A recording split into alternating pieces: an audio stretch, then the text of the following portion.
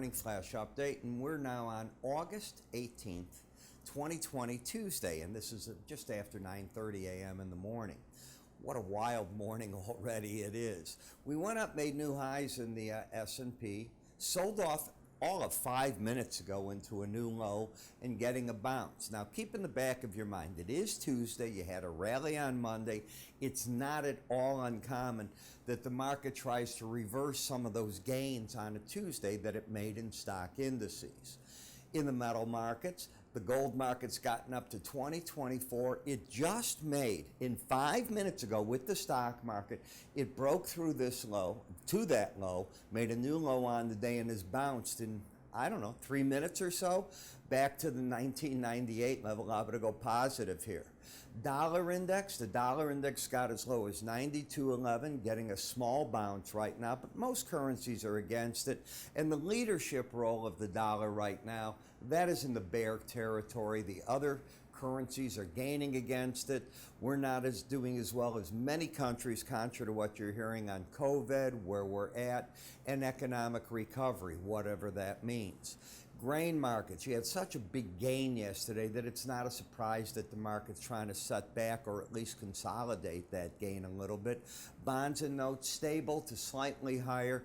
Yields are no longer at the 0.71 in the 10-year, back down to the 6.75 area, holding there for the moment at least.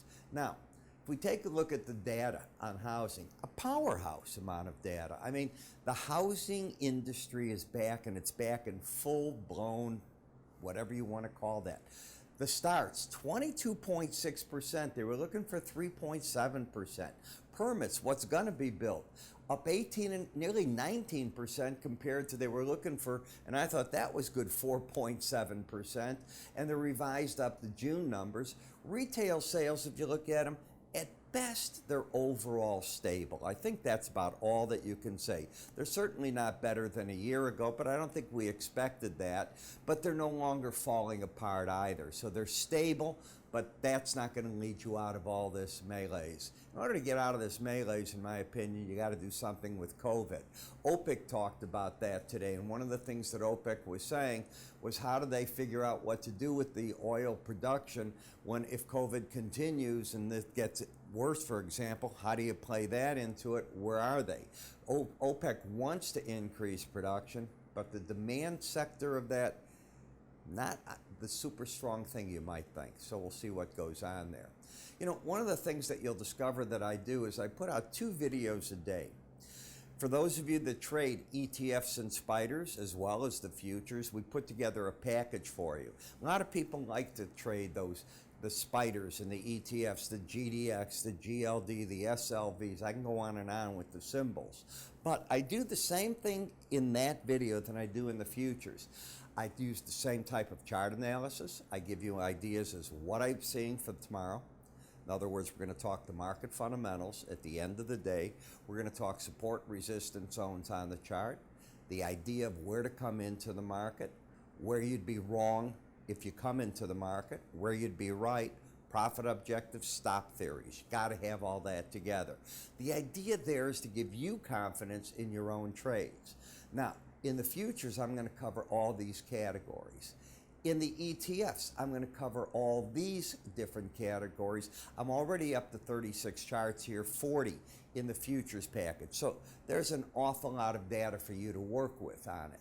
And as I said, I took that and I put the two together to give you the idea of a better pricing for it and a package you can work, because they do work together, the markets. If you think that when you trade an ETF that's the QQQ, the DIA, SPY, it's not looking at the futures chart, you're making a big mistake. How do you get the data? You can go to our website. You'll see up there Ira's research on the top. It explains how you do everything. Each video is about 25 minutes long. So daily, some of them approach total viewing an hour, but I do them in such a way that you can skirt on the bottom with the slide bar and get right to the sections that you want. Obviously, trying to give you a lot of information, a lot of trade ideas that maybe go along with your own thoughts. Take a look at it. I'm Ira Epstein. You have a great day, and I'll see you all tomorrow.